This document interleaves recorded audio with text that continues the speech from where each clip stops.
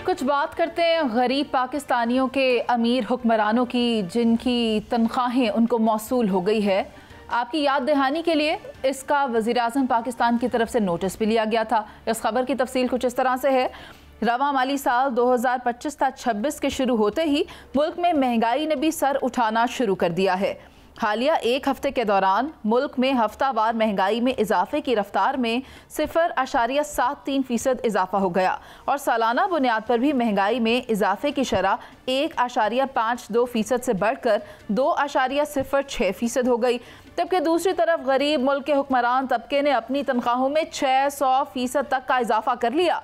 ज़राए से छपने वाली खबरों के मुताबिक स्पीकर कौमी असम्बली सरदार अयाज सादिक और चेयरमैन सेनेट यूसुफ रजा गिलानी ने अपने अकाउंट्स में 19,50,000 माहाना के हिसाब से 6 माह की तनख्वाहें मौसूल की हैं। बैरूनी कर्जों पर चलने वाले मुल्क के अमीर हुक्मरान क्या इखलाकी तौर पर इतनी खतीर तनख्वाहों के हकदार हैं? तो मैं चाहती हूँ सायरा बानो साहिबा, आप हमें ये बता दें कि जहाँ पर आवाम का गुजारा करना मुश्किल हो रहा है, उनको 2 वक्त की रोटी नहीं मिल रही। कहने को तो ये वो बात है जो हर कोई कहता है, घिसा पिटा जुमला है जो मैं बोल रही हूँ, लेकिन आप मुझे ये बता दें कि वो पाकिस्तानी जो 2 वक्त की रोटी नहीं ले पा रहे, उनको घर पर बिजली मुकम्मल नहीं मिल रही, लोड शेडिंग हो रही है, फिर पेट्रोल प्राइसेस में इजाफा हो रहा है, वहां पर आप देखें कि अशराफिया को 6 माह की तनख्वाह एक साथ दी जा रही है, तो फिर इस तरह थोड़ी ना सिस्टम चलता है। जी, इनका मुल्क, इनकी मर्जी, इनका खजाना, इनकी मर्जी। आपने कहा 19,50,000 रुपए, ये जनवरी से तनख्वाहों का इतलाक हुए और मेरे ख्याल में 85 लाख रुपए इन दोनों साहिबान के अकाउंट में डाले गए। अल्लाह पाक इनको ये पूरी करवाए और हम कौम को ये तौफीक दे कि हम इन अशराफिया का पेट भर सकें। लेकिन इसमें 2 बातें हैं। आप पंजाब असेंबली को देख लें तो वहां पर जिस तरीके से स्टार्ट उन्होंने लिया कि जिस तरीके से तनख्वाहें बढ़ाई, फिर अभी आपने खबर सुनी होगी कि वो चीज से वो कहते हैं कि उसको एग्जेम्प्टेड कर दिया कि कोई मेंबर इजलास अटेंड करे या ना करे उसके पैसों की कटौती नहीं होगी। तो ये तो जो हुक्मरान बैठे हुए जो हम आपको और हमें भाषण देते हैं कि मुल्क डिफॉल्ट के खतरे में था, ये था, फिर वजीर खजाना कहते हैं कि ये जितनी भी बजट बनाया या बजट में जो सब्सिडीज दी हैं ये हमने कर्ज लेकर दी हैं। तो फिर ये तो अशराफिया को मैं कहती हूँ कि चुल्लू भर पानी अपने हथेली में रख लेना चाहिए इन बयान, ये तमाम चीजें करने से पहले। लेकिन आपने कहा कि कर्जे में डूबे हुए मुल्क के लिए अशराफिया की ये सारी, तो देखिए ये सिस्टम शुरू से ही ऊपर से लेके नीचे तक ऐसे गला सड़ा ये सब चीजें हैं। अगर हम दूसरी तरफ अपने जजेस की तनख्वाहें देखें तो इंसाफ की जो डिलीवरी है वो 0 है। फिर जिस वक्त हम लोग बाहर से मंगवाते हैं किसी इदारे का सरबराह, जैसे कि इलेक्ट्रिक में आए थे, फिर ये नेपरा में आए थे जिस वक्त मैं वहां पर थी, और फिर सब चीजें वो उनको तो डॉलर्स में पे किया जा रहा था। जैसे अभी यूटिलिटी स्टोर फंड ना होने की वजह से यूटिलिटी स्टोर बंद किया जा रहा है और उसके सामान की नीलामी की जा रही है।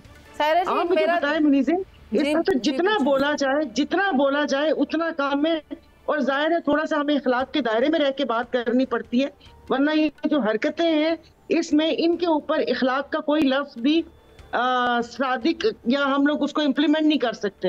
अच्छा, तो बस मेरे इस थोड़े कहे को बहुत समझे, क्योंकि उनको जो शख्स 3800 बिल के ऊपर उसका बाप जेल में हो, उस नौजवान लड़के ने तेजाब पी के खुदकुशी कर ली, जो शख्स अपनी छोटी बच्चियों की बालियां बेचकर बिल पे कर रहे हैं, हमारे वहां पर नवाबशाह, शहदादपुर, ये टंडो आदम, हर 4-5 महीने बाद कोई ना कोई नौजवान या कोई बाप घर के हालात से आके खुदकुशी करता है। उन तमाम चीजों को देखते हुए और इन 2 साहिबान, आपने कहा सरदार साहब इन आवाम की हड्डियों का गूदा नोच रहे हैं, बोटियां नोच रहे हैं। क्या कहूँ इनको मैं? पूछ लेते हैं ना, हुकूमत की तर्जुमान। अच्छा, नजर आती है। अगर आप कह रही हैं कि भट्ट साहब से पूछना है, सायरा जी हम भट्ट साहब से पूछ लेते हैं। भट्ट साहब, वो नोटिस लिया था वजीर आजम पाकिस्तान शहबाज शरीफ साहब ने, गालिबन उस नोटिस का क्या हुआ? हवा में उड़ गया? देखिए, मेरे इस प्रोग्राम में फेस टू फेस में 4 बंदे, आप समेत, आप भी शामिल नहीं थी। आप PTI की तर्जमान बन चुकी हैं और आपने ऐलान कर दिया है वाज़िया तौर पर, तो ठीक है। फिर इस मौके पर नून लीग को, एक बंदे को, बीइंग अ जर्नलिस्ट, मुझे सपोर्ट करना मेरा कानूनी और आईनी हक बन जाएगा, क्योंकि प्रोग्राम को मैंने बैलेंस करना है। पहली बात तो ये है। इसलिए बकौल आपके जो आप फरमा रही हैं ठीक है, मैं आपके सवाल के जवाब पर आता हूँ। सवाल का जवाब आपका ये है कि इस वक्त तनख्वाहों की मामले में 21 लाख रुपए जो स्पीकर कौमी असम्बली है यूसुफ रज़ा गिलानी है, इनके साथ बड़ा जुल्म हो रहा है। यूसुफ रज़ा गिलानी को मैं समझता हूँ बाइस शर्म है कि ये अगर वो इतने बड़े ख़ानदान से तल्लक रखता है, स्पीकर कौमी असम्बली सरदार याद सादक के लिए भी बाइस शर्म है। मैं बिल्कुल कहने को तैयार हूँ, इसमें कोई शर्म की बात नहीं। ज़रा सोचे वो शख्स जिसके पास महंगाई की वजह से बच्चे उसके भूखे सोए हो, उसके पास बस का किराया नहीं है, पेट्रोल डलवाने के पैसे नहीं है, जब आपके प्रोग्राम में खबर चलती है कि 21 लाख रुपया यूसुफ रज़ा गिलानी का जनाब ले गया वो, और जनाब 6 माह की तनख्वाह भी मिल रही है, ये इसमें कोई बात नहीं है कि दुख अफसोस का मसला है। लेकिन मैं यहाँ पर आखिरी फिक्रा आपसे ये कहना चाहता हूँ कि ये जो मेंबर पार्लियामेंट होता है, याद आया सायरा बानो आप भी मेंबर पार्लियामेंट थी ना, तो अगर इस मौके पर आप हो तो क्या आप ये तनख्वाह शहबाज शरीफ आपकी बाय फोर्स कर दे तो एक लेटर सरदार याद सादा की तरह लिख के मामला खत्म कर सकती हैं, या आप क्या करेंगी? अगर मैं उनकी जगह होती तो मैं अयाज सादिक की जगह होती या मैं सिर्फ मेंबर पार्लियामेंट होती? मुझे आपके सवाल की समझ नहीं आई। सरदार याद सादिक या यूसुफ रज़ा गिलानी की तर्ज पर आप उसकी सीट पर होती तो आप क्या करती? बाखुदा ये नहीं है कि मैं उस सीट पर नहीं हूं, मैं कभी भी ना लेती। मुझे बार बार कोई बात दोहराने की आदत नहीं है। मैं मतलब वो कहते हैं ना कि मुझे शर्म आ रही है, बट मैं सिर्फ आपकी याद दहानी के लिए कि जिस वक्त मैं चेयरपर्सन थी और एक मुझे फ्यूल कार्ड मिला था और मैं सिर्फ लॉजिस से एयरपोर्ट जाती थी और उस फ्यूल कार्ड मैंने उसको वहां पर वापस कर दिया। ठीक है सायरा जी, आपका पॉइंट आ गया है कि अपने हिस्से की क्षमा जलाए जाते हैं। सायरा जी, अब मुझे बरलास साहब की तरफ भी जाना है। बरलास साहब, आप मुझे बताएं, शहजाद हुसैन भट्ट साहब से जो सवाल किया था उन्होंने मुझे उसका जवाब नहीं दिया। शायद वो उस सवाल का जवाब दे नहीं सकते थे क्योंकि वजीर आजम पाकिस्तान की बात हो रही थी। अब आप मुझे बता दें कि जो नोटिस लिया था वजीर आजम साहब ने, किधर गया वो नोटिस? ये तो जवाब ही नहीं दिया। वो कोई ताकतवर आदमी नोटिस लेता तो बात होती। अब ये जो लोग हैं अशराफिया पाकिस्तान की, ना इनका अखलाकियात से कोई ताल्लुक है, ना इनका ज़मीर से कोई ताल्लुक है, ना खुदा खौफी से इनका कोई ताल्लुक है। ये बहुत बड़े और बेशर्म लोग हैं। इनके मुल्क में खुदकुशियाँ हो रही हैं, ये इनके और ये याशियाँ कर रही हैं कार्रवाई से। नहीं मुनीज़े बड़ा खुश होगी कि मैंने प्राइम मिनिस्टर का जवाब नहीं दे सका ना, तो वो तो गालियां निकलवानी चाहती है मुस्लिम लीग नून को। मुनीज़े आग लगवाना चाहती है, लगाए मुनीज़े लगाए। बात तो सुने, बात सुने।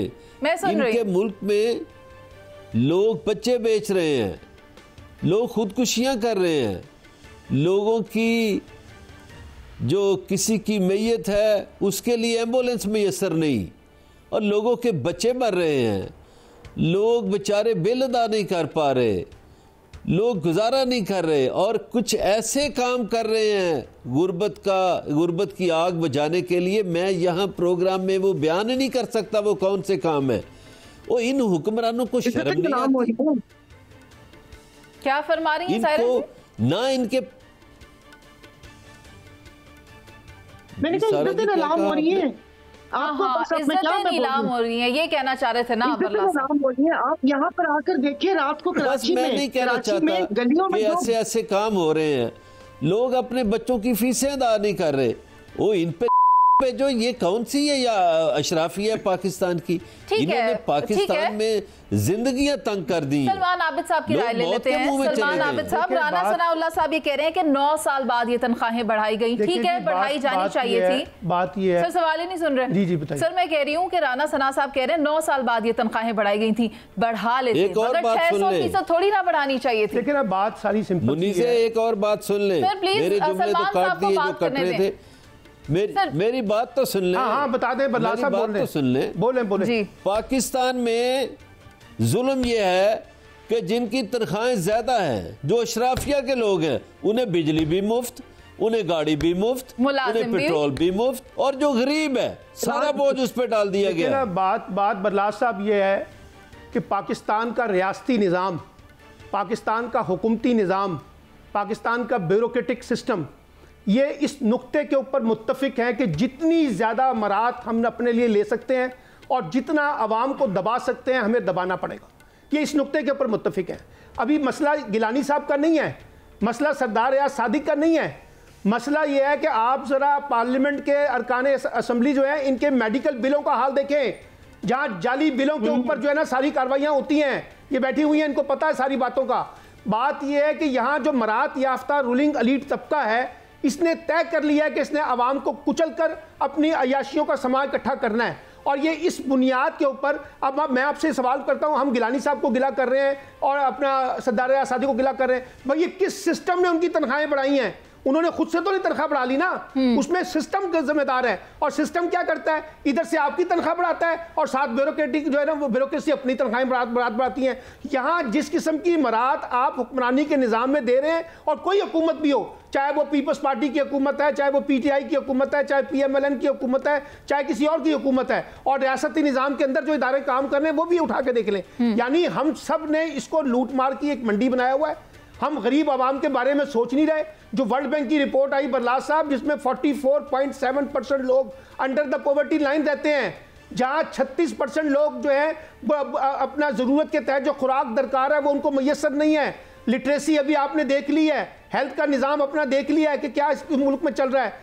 वहां अगर इस तरह के हुक्मरान तबके याशियां करेंगे तो वहां कैसे लोगों का हुकूमत के ऊपर एतमाद बढ़ेगा, कैसे रियासती निज़ाम पर एतमाद बढ़ेगा, कैसे सियासत पर एतमाद बढ़ेगा, कैसे जमहूरियत पर एतमाद बढ़ेगा। यही वजह है कि लोग लाताल्लुक होते जा रहे हैं। लोगों को समझ आ गई है कि इस रियासती निज़ाम में और इस हुकूमती निज़ाम में हमारे लिए कोई स्पेस नहीं है, और जो स्पेस है वो ताकतवर तबके के लिए है। मैं आपको 20-30 साल के अंदर ऐसी कई मिसालें बिठा सकता हूं, जो मोटरसाइकिलों पे जिन्होंने अपना सियासी सफर शुरू किया, आज वो अरबों रुपए के मालिक। ये कौन सा कारोबार है? जब आप सियासत को कारोबार बना लेंगे, जब सियासत में सियासी जमातें पार्लिमानी टिकटों के नाम पे करोड़ों रुपए वसूल करेंगी, जब पैसे इकट्ठे किए जाएंगे, तो फिर यही तमाशा हमें पाकिस्तान के अंदर देखना पड़ेगा ना, जो हम इस वक्त देख रहे हैं। और इसमें सब सियासी जमातें जो हैं बराबर कसूरवार हैं, क्योंकि सब ने कोई ऐसी इस्लाहात नहीं की जहां आप आम आदमी को मजबूत बना सकें। लेकिन बात यह है कि क्या यहाँ पर सिर्फ नोटिस ले लेने से हम मसाइल का हल कर लेंगे? क्या महज अब तकलीफ हुकूमत उसको तकलीफ तस्वर भी करती है, या सिर्फ नोटिस ले लेने पर बात खत्म हो जाती है? और जिसकी आप बात करें वर्ल्ड बैंक की रिपोर्ट, उसमें कई हकाइक सामने आए हैं। हम तो ये अपील ही कर सकते हैं अशराफिया से, हुकूमत में बैठे हुए लोगों से, ऐवान में बैठे हुए लोगों से, कि उनके ऊपर नजरसानी करें और डिलीवरी पर बात करें, ना कि नोटिस देकर दस्तखत करके उन चीज़ों को एग्जीक्यूट करवाएं।